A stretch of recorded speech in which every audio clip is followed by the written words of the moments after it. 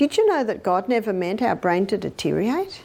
And tomorrow we're going to go to the brain, and tomorrow I'm going to show you how you can get brighter and smarter and wiser with age. Brains should not be deteriorating. Have you read of Alzheimer's or dementia in the Bible? I certainly haven't. And before the flood, you know, people were living till they were 700 and 800 years old. We're getting people today who are showing signs of dementia and Alzheimer's in their 40s and in their 50s, and this should not be. The first signs of this mineral deficiency may scare you. Do you wake up with stiff, aching joints that make every movement feel like you're 30 years older than you are? Maybe you're watching a loved one's mind slip away to dementia, or you're terrified of going down that same path yourself. What if I told you that these seemingly unrelated health issues, from your chronic headaches to your failing memory, from your troubled digestion to your labored breathing, might all be connected to one simple thing your body is desperately crying out for? Enter Barbara O'Neill, the renowned naturopath, and she's got a bombshell revelation that could change everything you thought you knew about these serious conditions. According to O'Neill, the real culprit behind your health woes could be a simple mineral deficiency, a vital nutrient that your body is literally crying out for, but you've been told to avoid like the plague. We'll dive deep into O'Neill's controversial theories about what she believes could be the hidden cause of many of your health problems. Get ready to have everything you thought you knew about health and nutrition turned upside down. Because once you understand the truth about this vital mineral, you'll be armed with the knowledge you need to take control of your health once and for all.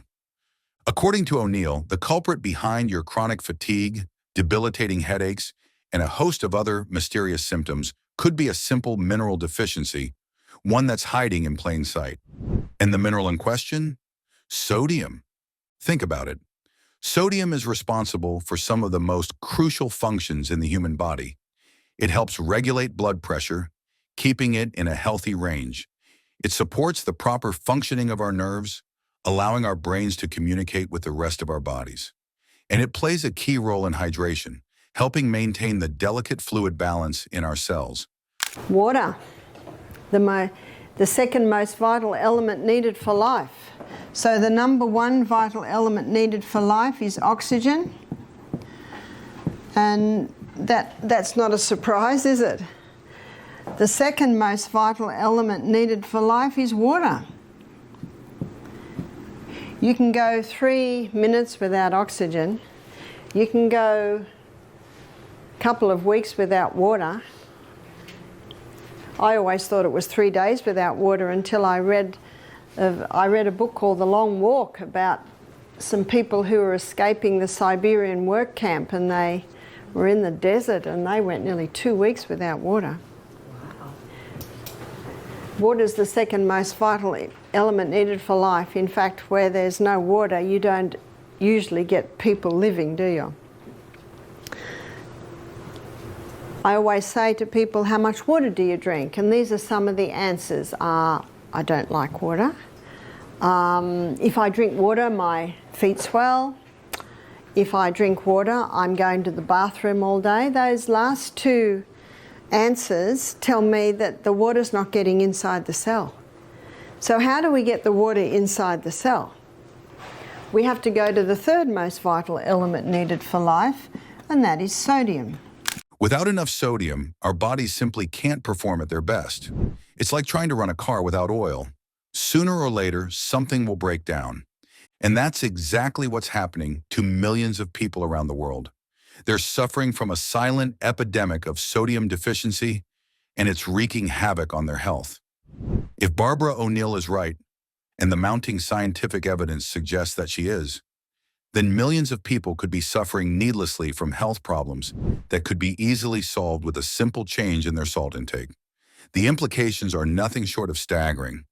Dr. Batman Geheldin, we'll call him Dr. B, he found the first place that we lose water is the lining of the gastrointestinal tract.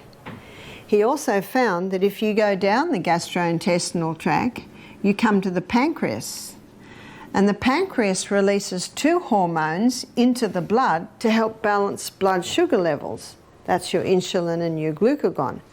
But if you're dehydrated, those hormones aren't being made as they should be. So people that are dehydrated, that can be a contributing factor to diabetes. He also discovered that there are hormones released from the pancreas to finalise digestion. So there's pancreatic lipase to finalise starch digestion. Sorry, fat digestion. There's pancreatic amylase. That's what finalises starch digestion. There's trypsin and chymotrypsin that finalise protein digestion. Now, they're all made out of water. If you don't have enough water, your digestion will be compromised. At every stage, water is needed for every body function.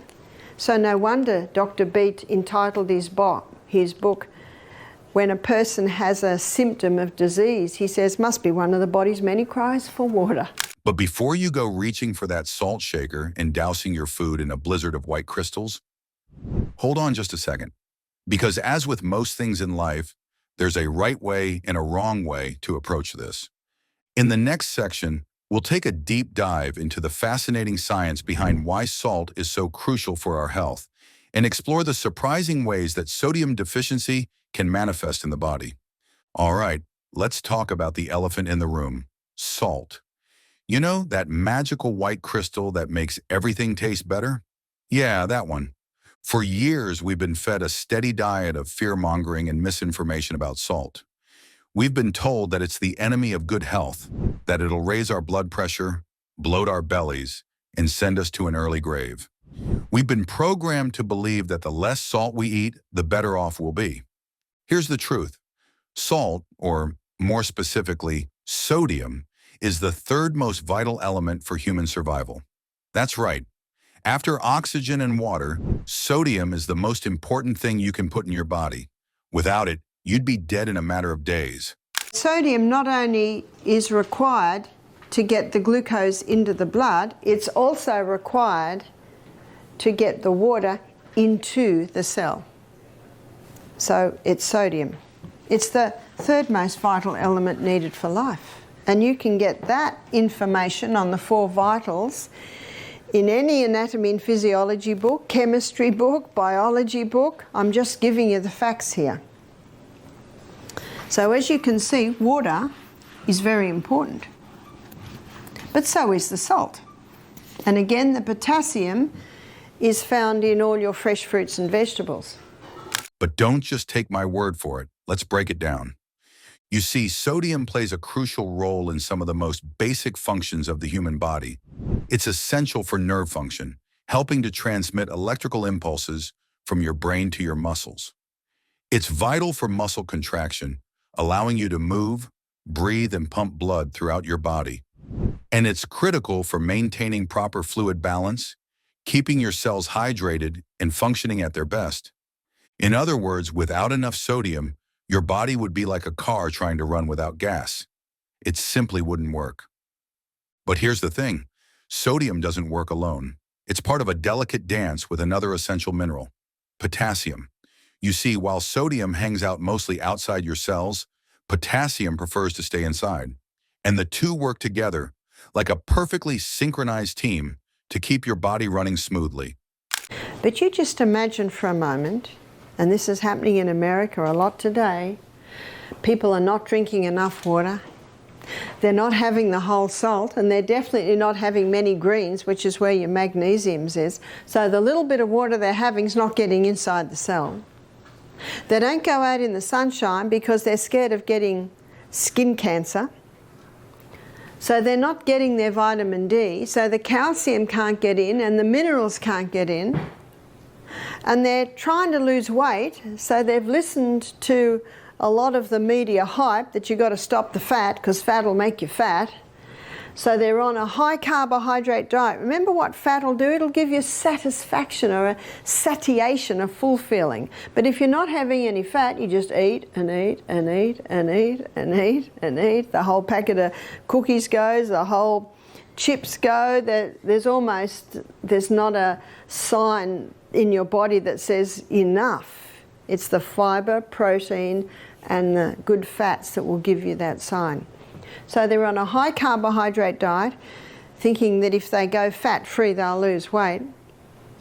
And can you see what's happening? The water can't get in, the minerals can't get in, the glucose can't get in, and the body says, what are we going to do? Because remember, this is the CBD of the human body.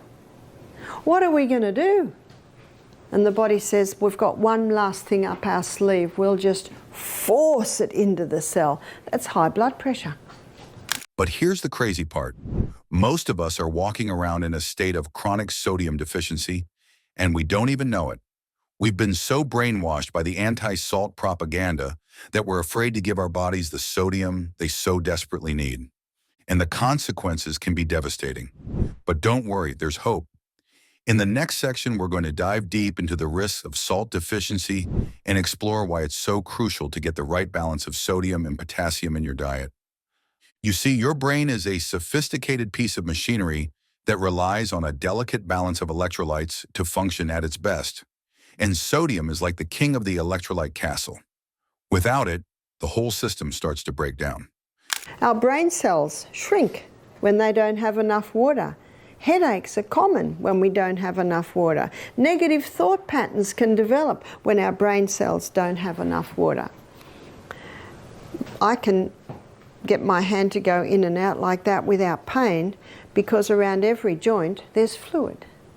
And that fluid is synovial fluid, and it is 99% water. In a state of dehydration, the body can take some water from there to maintain full blood volume in the major arteries and veins.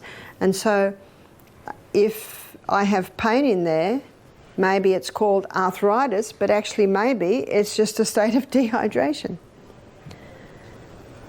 Our eyeball moves around in water. So we need water at every single step. Sodium is essential for something called neurotransmission, the process by which your brain cells communicate with each other. It's like the secret code that allows your neurons to pass messages back and forth, keeping your thoughts sharp and your reflexes quick. But when you're not getting enough sodium, those messages start to get garbled, and the results can be devastating. You might start to experience brain fog, struggling to remember even the most basic things.